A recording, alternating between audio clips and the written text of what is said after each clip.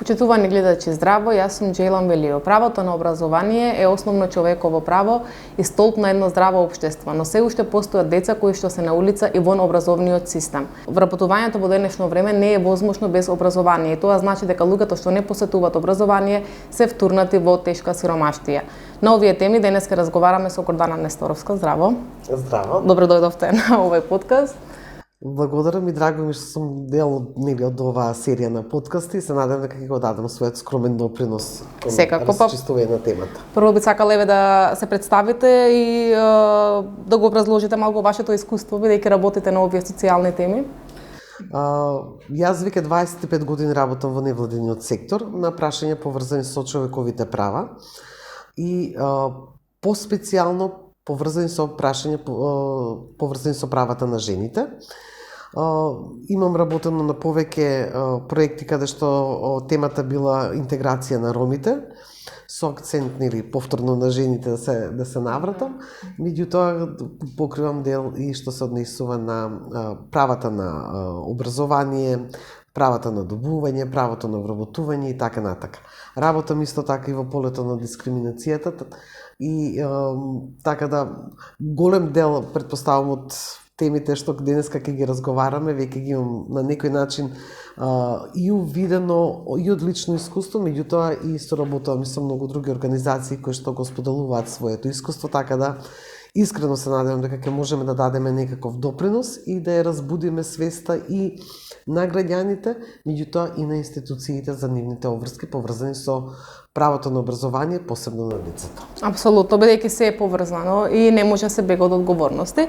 Па во таа насока би ве прашала еве колкава е бројката од прилика на деца кои што се во образовен процес. Секако не можеме да знаеме точни бројки, бидејќи тука има деца кои што немаат документација, не се евидентирани никаде, но дали се работи за алармантна појава? Беше прашањето, или се работи за некои семејства, да речеме, што не ги праќаат само децата? Изолирани случаи дали се? Јас бројките навистина не ги знам. И покрај тоа што работам со години, работам со многу општини каде што дел од популацијата има ромско население. Меѓутоа, бројките некако остануваат зацкриени сива зона. Голем дел од општините се бранат со тоа дека да, сите деца им се во образовниот систем, меѓутоа во реалноста имаме голем број на деца кои што и покрај тоа што формално се во образовниот систем, реално не одат, не посетуваат настава. Најчесто се вадат. Образложението е дека таква е традицијата, меѓутоа имам и фамилии кои што, например, од септември до април-мај одат децата на училиште, меѓутоа кога ќе почнат сезонските работи, ги повлекуваат децата од училиште и заминуваат низ градовите да вршат некаква сезонска работа. Дали е тоа поврзано со традицијата или сепак се работи за екзистенцијални причини? Дали тие семејства немаат всушност доволно средства, па мораат да ги повлечат децата од... Гледате, тука е системски проблемот. Имаме повеќе проблеми. Од една страна, да, можеби и традицијата, начинот на живење. Од друга страна, како тие родители што одат на сезонска работа, како се пријавени. Дали воопшто се пријавени и дали може да обезбедат некаква друга екзистенција. Кој е нивото на образование на тие родители? Дали тие родители се дел од шемата за социјална поддршка на територијата на општината на која што припаѓаат?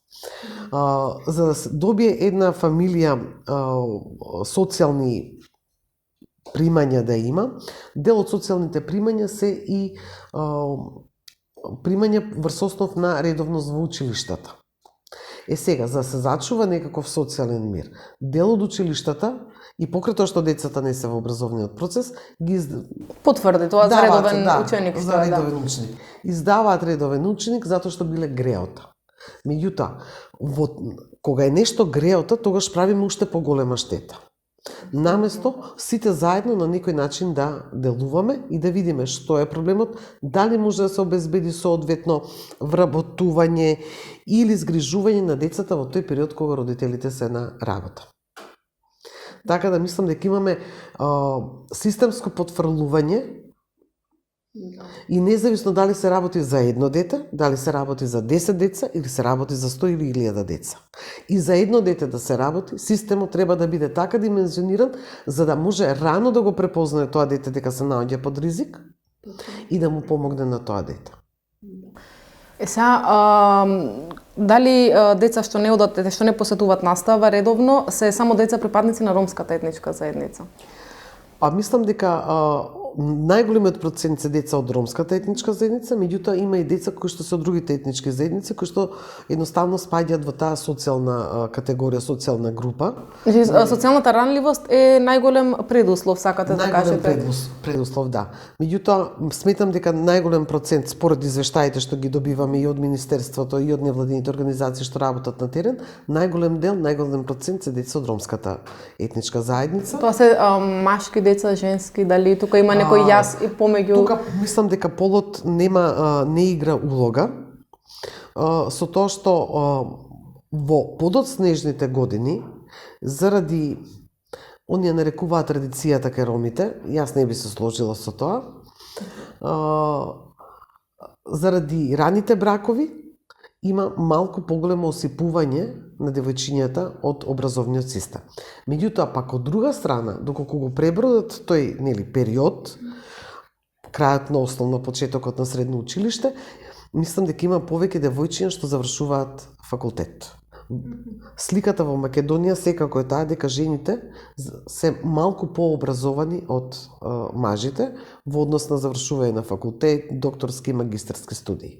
Не сум знаела за ова интересен податок за нашата држава. Да, влезете на страната на Заводот за статистика, ги има сите податоци. Не очекував, имајќи во предвид нашето општество. Добро, понатака како се одвива, мислам како влијае врз животите на луѓето тоа што немаат комплетирано или воопшто што немаат образование во смисла на вработувањето? Гледате, немањето на образование влијае буквално на секоја сфера од животот. Ајде да го земеме вработувањето. Што значи да бидеш вработен? Тоа значи да бидеш економски независен, тоа значи да можеш да допринесеш за својата фамилија и за своите деца, нели, да обезбедиш доволно средства за да можеш да ги изведиш на пат.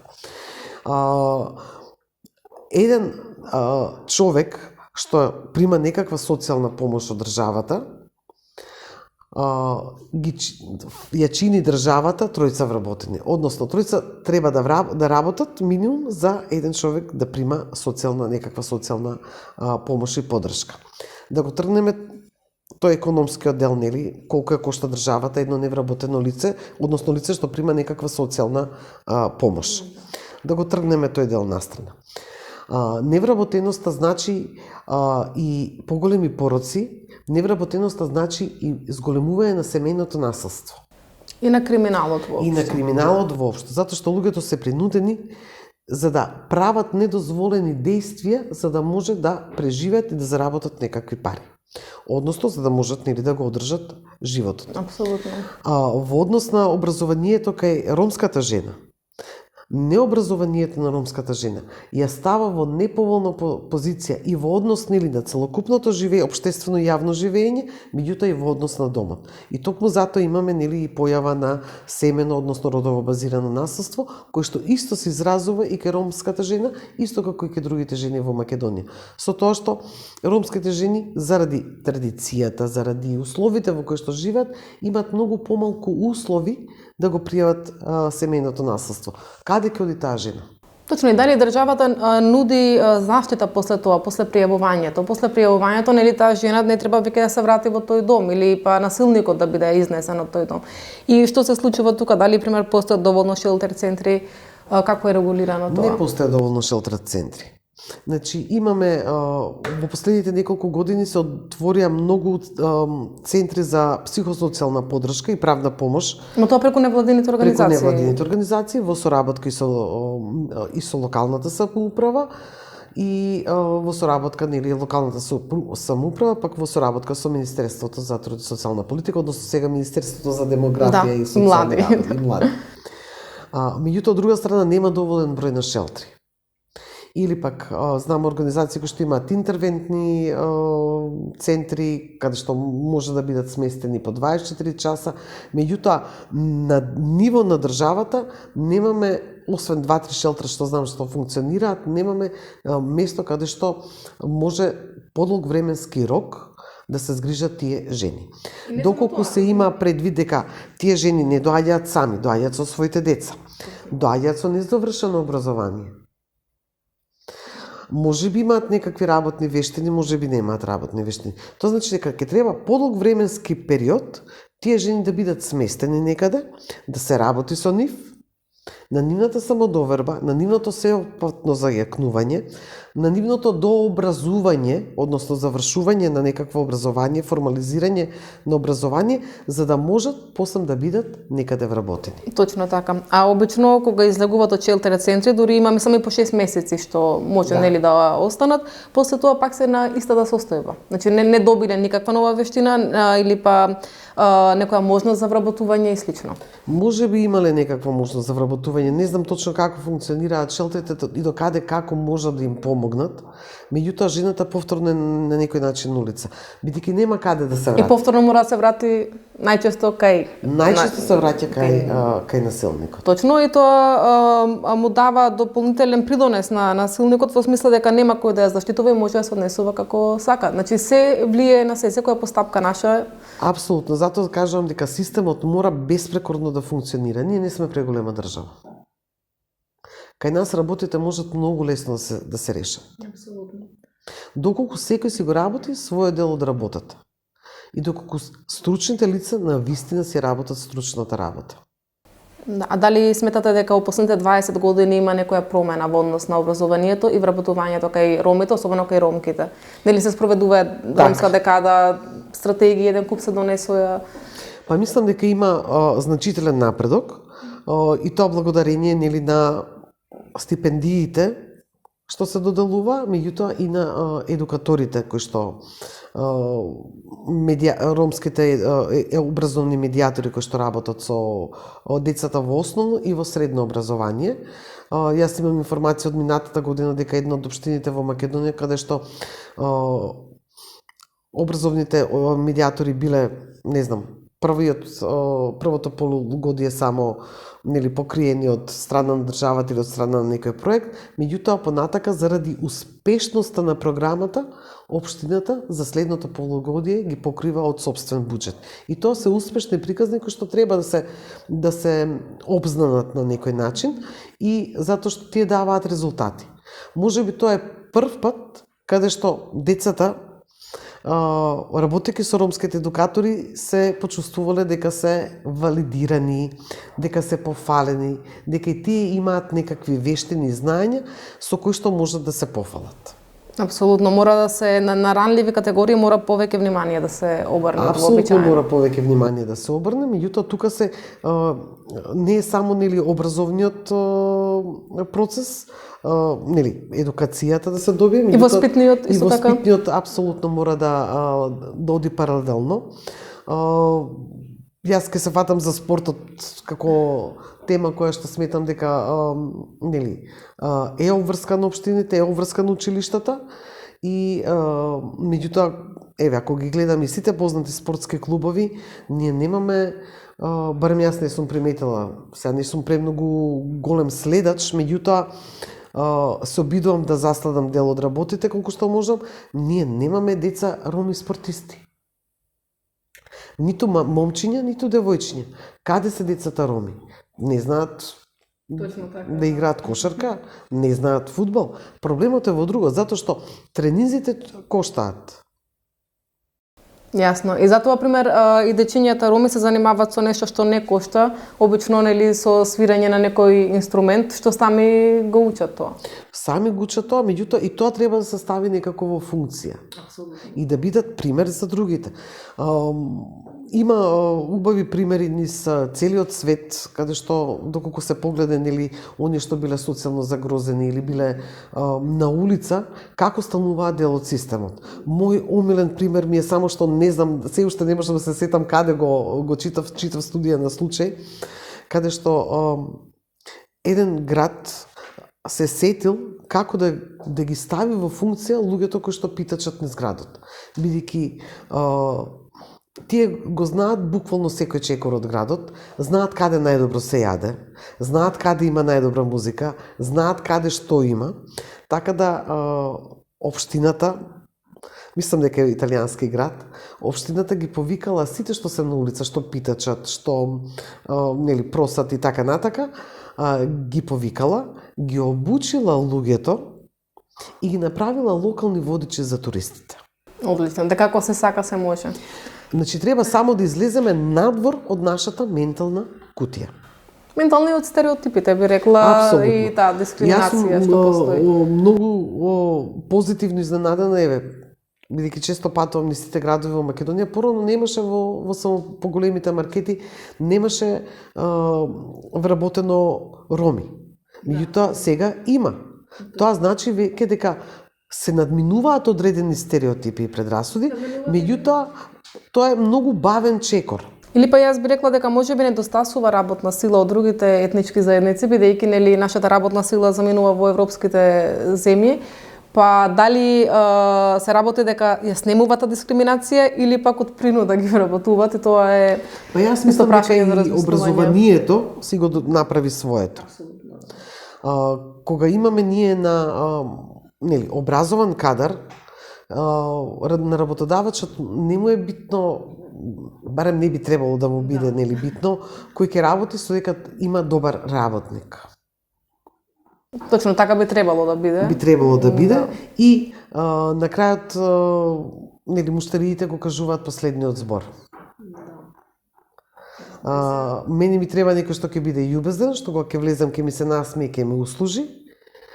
Така да мислам дека етничката припадност веќе не игра толку голема улога колку што игра образованието, начинот на пружање на сервисот и така натака. Секако се надевам дека и така ќе продолжи понатаму. Апсолутно, меѓутоа мора да се вложува во образованието. Образованието е основата како луѓето да напредуваат. Точно, и што со тие луѓе што немаат посетувано образование, се на некоја возраст, да кажеме околу 20 на години. Дали тие луѓе пример се изгубени за секога за ова општество? Апсолутно не се изгубени. Меѓутоа, тие луѓе треба да се идентификуваат и повторно ќе кажам да се работи со нив. Има можности за до завршување и на формалното образование, например да се земе трета или четврта година средно образование, меѓутоа има можности и за дооформување на нели за разни курсеви, преквалификација, доквалификација и така натака.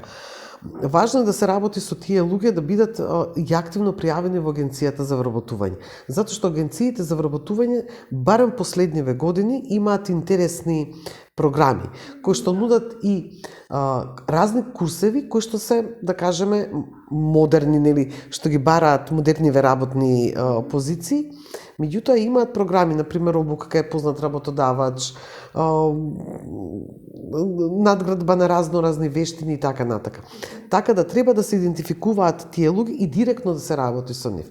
Затоа што недовербата на тие луѓе во системот е голема. И во другите луѓе исто така. Апсолутно, значи мораме тој јас некако да го надминеме. Значи и на тие што се останати без образование, да се покажат можностите доколку го формираат, нели, заокружат образованието, кои се можностите, и на оние што ги даваат услугите како да пристапат до тие што се со незавршено образование. Точно, бидејќи ние можеме да прошетаме во некоја, да кажеме, населба каде што се сконцентрирани повеќе роми и знаеме дека таму, да речеме, не се образовани, не посетувале настава и да им кажеме има повик во АВРМ, пријавете се и тоа нема да се случи, да, точно. Кажувањето има повик и јавете се. Има многу пречки во тоа. Како прво, дали имат пристап до интернет да го видат повикот, многу нели електронски се аплицира на многу работи. Другата причина, дали знае да ја пополни пријавата човекот, дали знае каде се наоѓа агенција за вработување и затоа пример многу е битно придружба да им се прави на тие луѓе што не може да се снајдат во институциите. И тоа мора државата да го прави, бидејќи сега тоа е сведено на ниво на невладени организации кои што можат да прават придружба, а не прават сите. И луѓето што одат сами многу често не завршуваат работа поради односот на државата, како што кажавте, тој службеник или таа службеничка нема можеби компетенции како да се однесува со лица од ранлива категорија. Так, и веднаш ги карактеризираат како невоспитани, некултурни, не знам што, не знам како, меѓутоа луѓето не знаат на кој друг начин да се изразат. Значи, со таква категорија на граѓани кои што немаат завршено образование, кои што биле милиарда пати жртва на дискриминација, кои што се бесни, имаат натрешен бес, не знаат на кој друг начин да го Не само дискриминација, и полициска бруталност сме гледале. Апсолутно. Значи мора посебно да се работи. Тоа треба да се тим од стручни лица треба да работат со тие фамилии. И ние кога ќе кажеме, гледате, и од друга страна и невладините организации кога ќе кажеме ќе работиме со 100 луѓе. Треба да бидеме реални со бројките. Значи, успех е и петорица да ставиме во систем некаков. Односно, да обезбедиме образование на тројца од една фамилија или на двајца И да од е друга непречено фамилија. образованието. И да се следи целокупниот процес, не само една година. Проектите се година за година. Или 6 месеци, па 8 месеци, нема ништо. И затоа не така може да натаму. има ни целосен резултат, Так, бидејќи се прекинува. Каде е континуитетот на работењето? Континуитет може да даде само ако мерките доаѓаат од системот, од државата и ги следи. Апсолутно. Никој не ограничи државата дека не може да ја помогне невладина организација, односно да аутсорсира услуги. Тоа се дел од пакетот на социјални услуги или општината да ги намени или да намени средства за социјални услуги и буквално да се работи. Тим да си работи со 2-3 фамилии и да знаат дека ќе ги следат од година во година. Ако ги следат од година во година, за 4 години јас ви гарантирам дека тие 4 фамилии со кои што ќе се работи, тие ќе повлечат уште минимум 5 фамилии до 10 фамилии. Дупло. Точно. А паралелно пак треба да се работи од други страни за подобрување на условите на луѓето каде што живеат, бидејќи спомнавте дека и со домување се занимавате, нели, со таа проблематика? Со домувањето го гледам од аспект на тоа во какви услови живеат луѓето. Така да социјалното домување е уште еден од проблемите со кои што се соочуваат ваквата категорија на граѓани, меѓутоа и тука им треба помош и поддршка. Има позитивни примери нели спроведени преку разни проекти каде што буквално кога се работи со луѓето фатени за рак, да им се помогне да ги пополнат документите, да им се пополне да ги изведат сите документи, да им се помогне околу вработувањето, да им се помогне околу образованието, околу сместувањето на децата во градинка или во училиште и така натака, тогаш имаме навистина добри резултати. Има такви примери низ цела Македонија. И додалување на социјални станови, и обезбедување нели на минималното плаќање за социјалните станови и така натака. Меѓутоа, повторно сметам дека образованието е основа за се понатака. Ниту еден што поминал низ образовниот процес нема да се врати 10 чекора назад. Јасно, да. А што станува со овие деца во што се деца на повратници? Нели, често се случува припадници на ромската заедница да заминат во европските земји, нели, барајќи азил, па таму да останат една година, помалку, повеќе, па да се депортираат назад. И децата таму, пример, почнале некој образовен процес, стигнале, не знам, до второ деление, трето, па потоа се враќаат тука. И многу ретки се тие што продолжуваат тука со образовниот процес. Дали, пример, некогаш, не знам, немате документација потврда некоја дека стварно посетувало детето таму образование. За се постои тестирање. Точно. Јас сметам дека нашиот образован систем е поставен на таков начин да може да истестира дете и да каже согласно возраста, согласно знаењата на кој степен е тоа дете. Ама им барат да нострифицирани, не знам, потврди, дипломи. И тоа уште повеќе го отежнува тој пат. Да, меѓутоа нашата држава има соработка и со земјите, нели, каде што тие биле и може да се обезбеди дел од документацијата. Доколку не може да се обезбеди дел од документацијата, постојат други начини. Постојат и во нашиот образовен систем, мислам дека постои нели за една година се зема 2 училишни години. Доколку детето е спремно. Доколку навистина, нели, ако стасало тамо некаде трето деление, тука се враќа, нема никаква документација, ќе го запишат во прво, меѓутоа, сигурна сум дека постои некаква постапка процедура каде што детето ќе може да земе 2 години за 1 година, преку тестирања и така натака. Меѓутоа, начинот кој што ќе се извршат тие тестирања, пристапот до фамилиите, тука е она клучното кое што сметам дека треба да понатака да се работи. Прво, да се идентификуваат тие деца кои се и да не останат, не сме ниту едно дете да остане на улица. Да, ма се имаме механизам, ако не го пушташ детето во училиште, плаќаш казна колку беше околу 2000 евра. Мислам и така се решава проблемот. Дали е тоа правилен начин? Апсолутно не. Гледате, има Конвенција за заштита на правата на децата. Има разни протоколи. Имаме тука организации кои што се занимаваат со правата на децата. И плюс, нели, основното и средното се задолжителни. Се задолжителни. Токму затоа кажувам дека тука треба, значи, еден целокупен систем да се функционира. И најдобро да функционира на локално ниво. Бидејќи сите ние живееме на локално ниво. Образованието, да, со децентрализацијата, нели, дел е покриено на локално, дел на национално ниво, меѓутоа сепак сметам дека иницијативите, проектите, програмите, вклучувањето на невладините организации во целокупниот процес треба да биде на локално ниво. Мора да се во корелација со реалните проблеми на населението што е таму. Апсолутно. Тука се центрите за социјална работа и тие знаат кога некој родител ќе отиде да поднесе барање за образовен додаток. Па за образовен за додаток или за било каква помош, нели, од оној целиот пакет на социјална помош.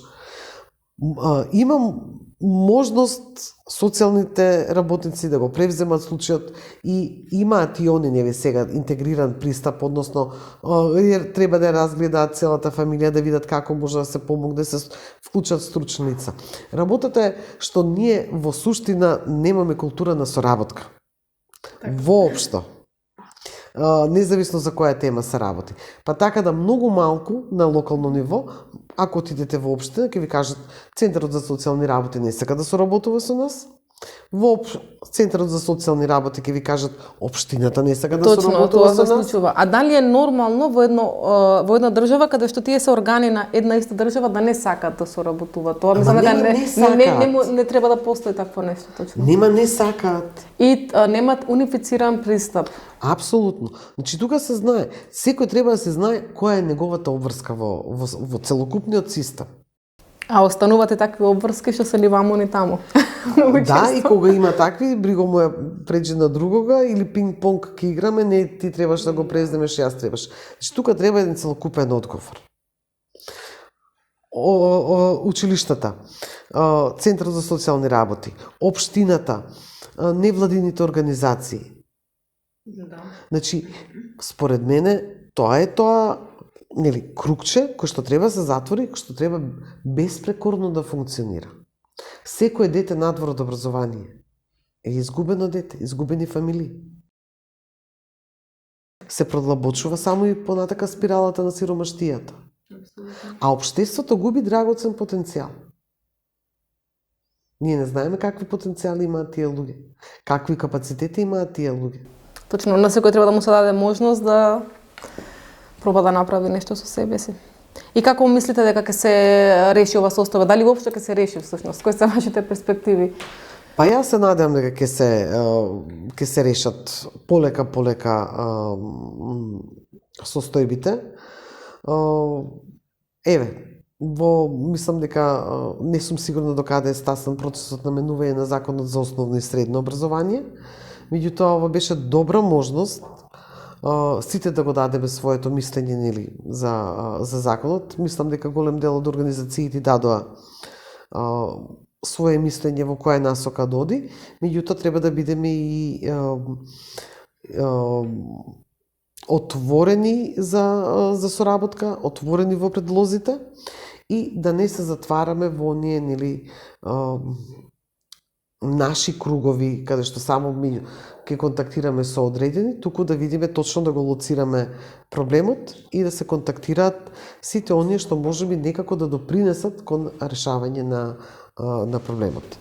Апсолутно, и потоа и законот ако се смени, доаѓа имплементацијата како втор чекор, па и таму често затајуваат работите. Ама мислам мора да се, како што кажавте, целото општество се бори, бидејќи ова е прашање што го засега целото општество, не само тие колку и да се десетици. Гледате, Македонија се испразни. Било каде да тргнете низ државата. Било каде да тргнете низ државата, гледате градови на духови. Единствено Скопје навечер ќе видите некое светло. Работете како да ги задржиме луѓето. И мислам дека ова е последниот воз.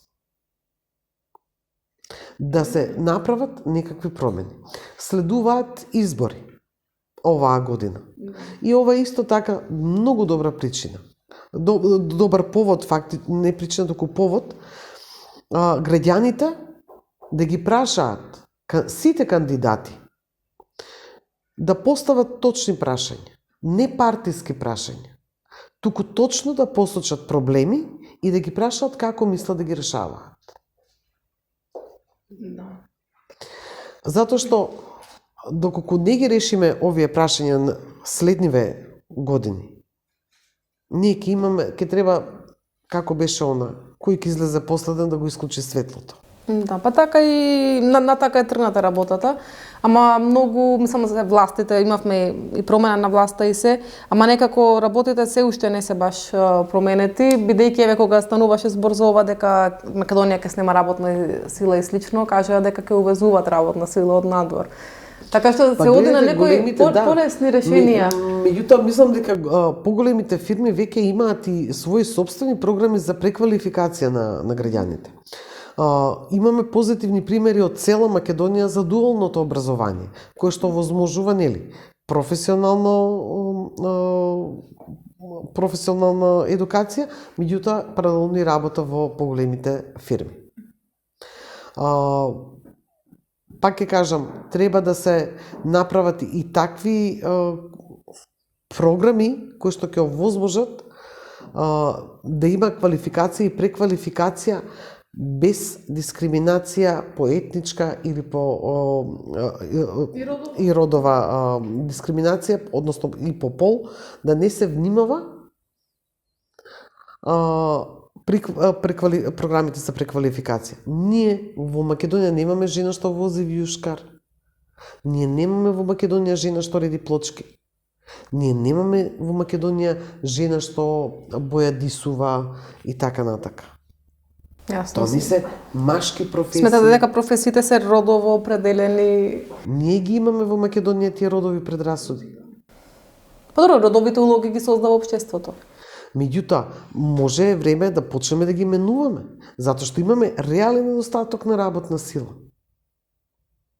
А побарувачката на работна сила може да допринесе кон менување на родовите улоги во општеството. И тука е многу важно вклучувањето на жените ромки во сите овие процеси. Жената ромка не е видлива во јавниот и во политичкиот живот. На никаков начин. Апсолутно. Ке видиме што ќе се случува во иднина. Треба сам да се надеваме на подобро и да работиме за подобро. И која е улогата тука, сакав да прашам, е на општеството по овие прашања, на неромите. Што како треба да се постават на ова прашање, бидејќи некако се остава впечаток како тоа да е прашање што ја засега ромската заедница и дека тоа е нивен проблем.